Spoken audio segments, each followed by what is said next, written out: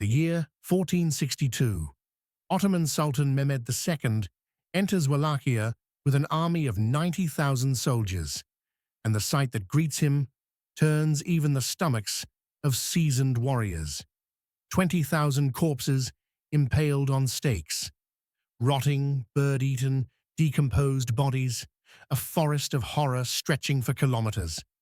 The Sultan withdraws his army, because fighting a man who creates such terror is more frightening than any battle. This man was Vlad, son of Dracula, Vlad the Impaler, and his story is far darker than any vampire legend. Vlad III, but history knows him by different names.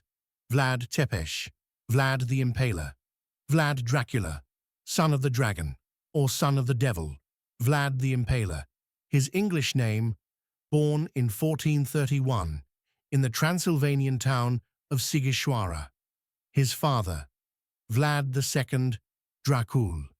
Dracul means dragon in Romanian, because his father was a member of the Order of the Dragon, founded by the Holy Roman Emperor to protect Christianity against the Ottomans.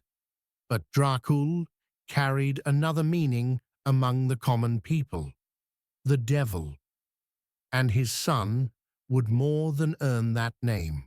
Vlad's childhood was far from ordinary for a prince. 1442. Vlad is 11 years old. His father makes an agreement with the Ottoman Empire. In exchange for loyalty, they'll protect his throne in Wallachia. But there's a condition.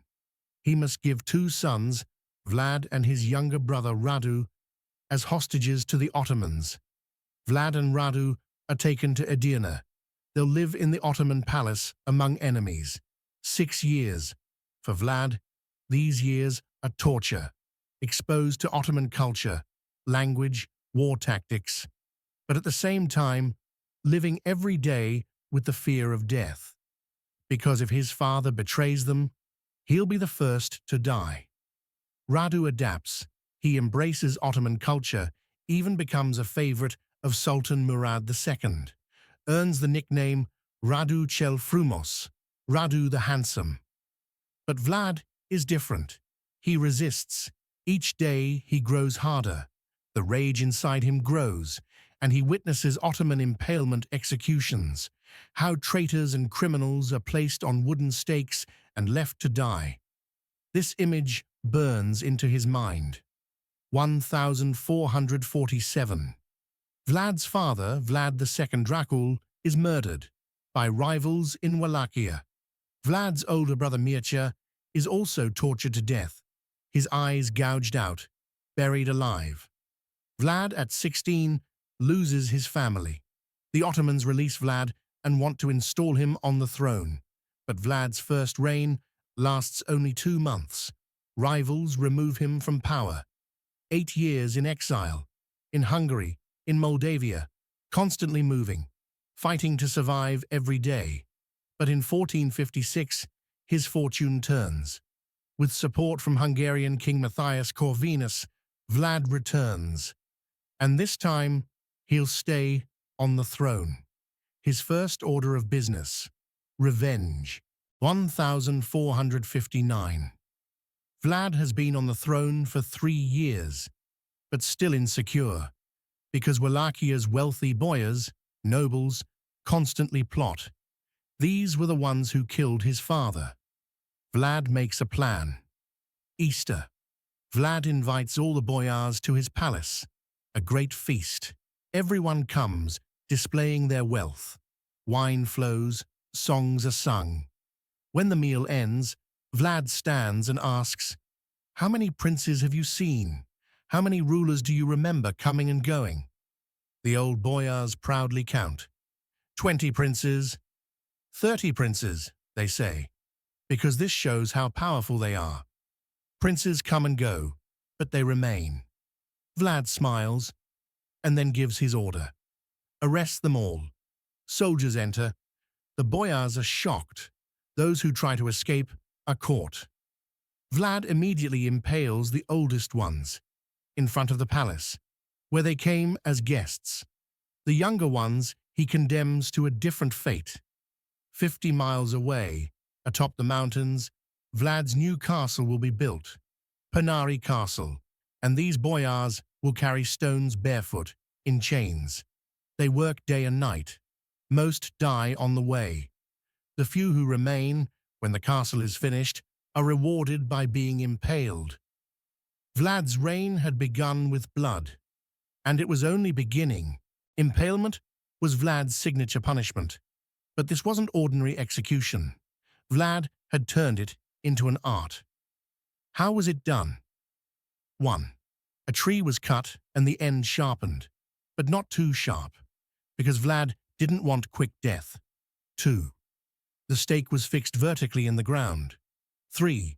The victim was placed on top of the stake, sometimes through the body, sometimes through the back. 4.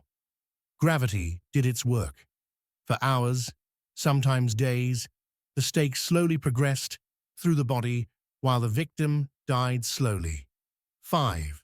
Stakes were usually erected along roadsides, so everyone could see.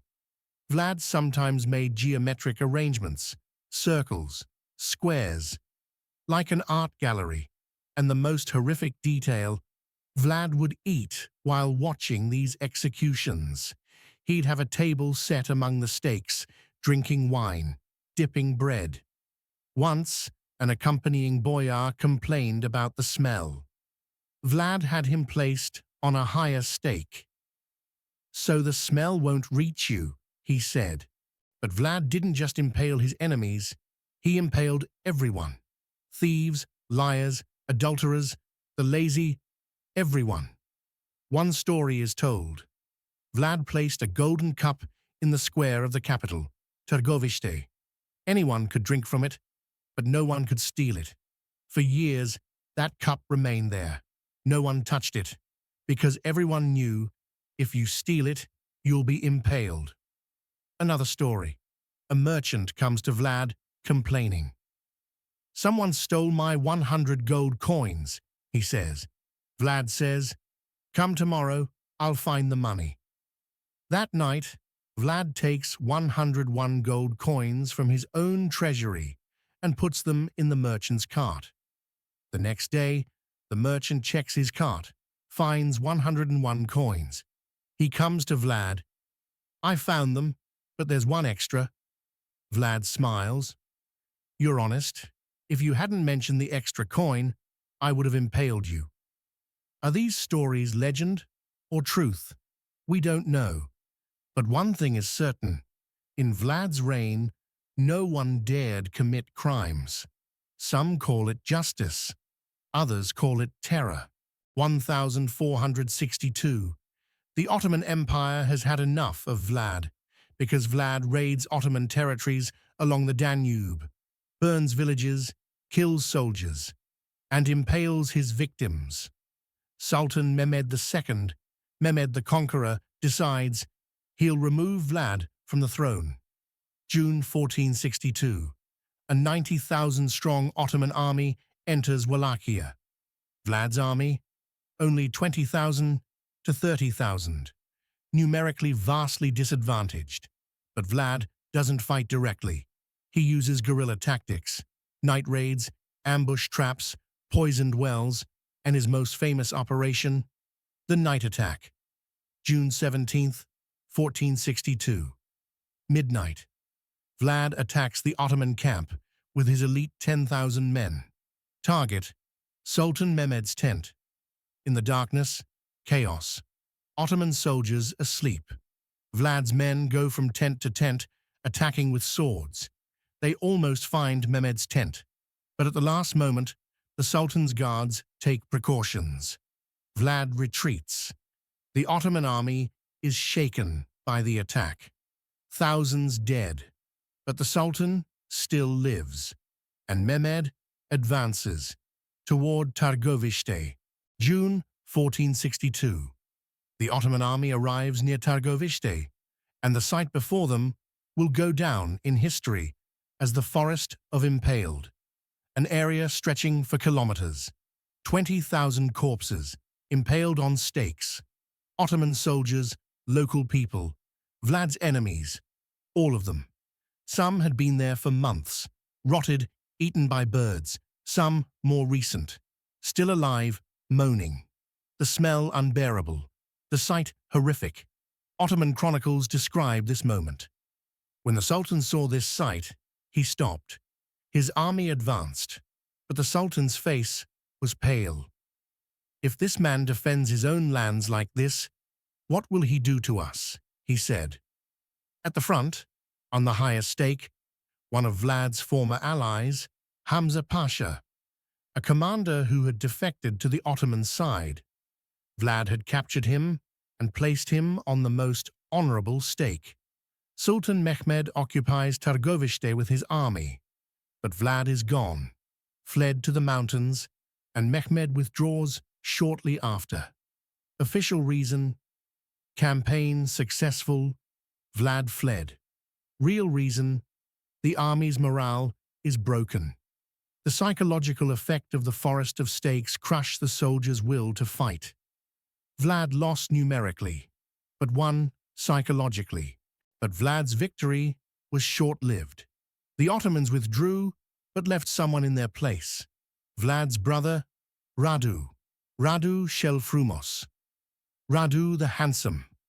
Supported by the Ottomans, preferred by some of the Wallachian people, Vlad flees to Hungary, asks King Matthias for help. But Matthias arrests Vlad. Why? Some sources say Matthias made a secret deal with the Ottomans. Others say he thought Vlad was too dangerous. Vlad spends 12 years in Hungarian prisons, 1462 to 1474. Even during this time, stories are told, Vlad caught mice and birds in prison and impaled them on small wooden stakes. Habit or madness? No one knows. 1474, Vlad is released. Radu has died. The Wallachian throne is vacant. Vlad returns to the throne once more. 1476. He's 45 years old. But this time, it's different. Tired, aged. He's not the same Vlad anymore. December 1476. Just 2 months later, Vlad dies. How he died is disputed. Theory 1. Died in battle, in a clash against the Ottomans. Theory 2. His own men killed him, because they no longer trusted him. Theory 3. Assassination, by Ottoman agents or rivals. Where was his body buried? No one knows for certain. Some sources say he's buried at Snagov Monastery. Excavations in the 1930s found a grave, but it was empty. Vlad's body, like his mystery, is lost. So, how many people did Vlad actually kill? The exact number is unknown, but there are estimates. Conservative estimate: 40,000 to 60,000 people. High estimate: 80,000 to 100,000 people. In the 15th century, Wallachia's total population was around 500,000, so Vlad may have killed 10 to 20% of the population. Comparison: Hitler, 6 million, Holocaust, Stalin, 20 million, estimates, Mao, 45 million, estimates. By ratio, Vlad is one of history's deadliest leaders, but numbers are always disputed, because Vlad's enemies may have exaggerated the numbers for propaganda. Still, even if exaggerated, such high numbers suggest real atrocities occurred. In Western Europe, Vlad was a monster. German and Russian chronicles portrayed him as the devil. But in Romania, a different story. Most Romanians see Vlad as a hero. Why? 1. Resistance against the Ottomans. In the 15th century, the Ottoman Empire was conquering Europe. Vlad stood against them. A small principality defied a massive empire. 2. Justice. According to Romanians, Vlad's stakes were only for criminals, thieves, liars, traitors. And during his reign, crime rate was near zero. 3.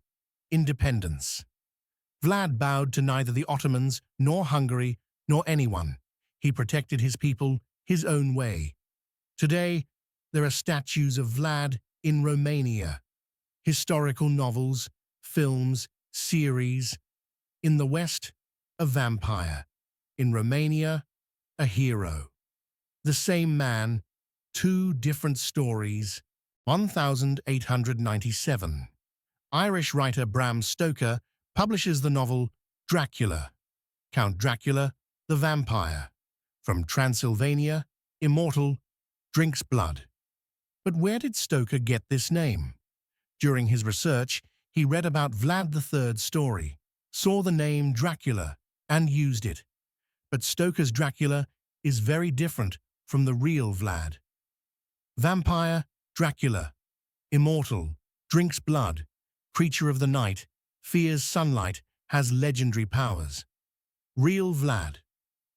Mortal, died at 45. Didn't drink blood, but spilled it. Fought during the day, didn't fear sunlight. Human, just a very cruel human. So the similarity is only in name, and perhaps in character. Both are terrifying. Stoker's novel introduced Vlad to the world, but as a vampire, the real Vlad is far less known. How do modern psychologists explain Vlad's behavior? Theory 1. Childhood trauma. 6 years hostage with the Ottomans. Constant death threats. This trauma may have directed him toward violence. Theory 2. Psychopathic personality. Lack of empathy. Indifference to suffering. In modern terms, antisocial personality disorder. Theory 3. Strategic terror. Perhaps Vlad used impalement as a psychological weapon to frighten enemies, make them retreat without fighting. Theory 4. Cultural norm. In the 15th century, torture was normal. Vlad just did it more and more visibly. The truth? Probably a combination of all. Vlad was traumatized, had psychological issues, but was also strategic, acting within his time's norms. A monster? Yes, but a monster of his time. Vlad III Tepes. Vlad Dracula. Vlad the Impaler. 1431 to 1476. A 45-year life. Tens of thousands dead. Countless stakes. A page in history books. But his impact continued after his death. Inspired Bram Stoker, became part of vampire legend, national hero in Romania, symbol of terror in the West. So who was he really? A tyrant? Yes. A hero? According to some, yes. Mad? Maybe. A genius? Judging by his military strategy? Yes. But one thing is certain. Vlad the Impaler is one of the most complex, most controversial figures in history. Because he wasn't just evil. He used evil as a tool of governance, and he succeeded, at least for a while. Sultan Mehmed II conquered Constantinople, destroyed the Byzantine Empire, made Europe tremble, but he turned back when faced with Vlad's forest of stakes, because Vlad had found a weapon more powerful than physical warfare, fear, and 500 years later, we're still afraid, not of the stakes, but of the idea that someone like Vlad could emerge again, because history repeats itself, and monsters never truly die. They just change form. Final line. In the Transylvanian mountains, the wind still blows, and some nights people say they see a shadow in the ruins of Poenari Castle. Maybe imagination, maybe wind, or maybe Vlad is still waiting,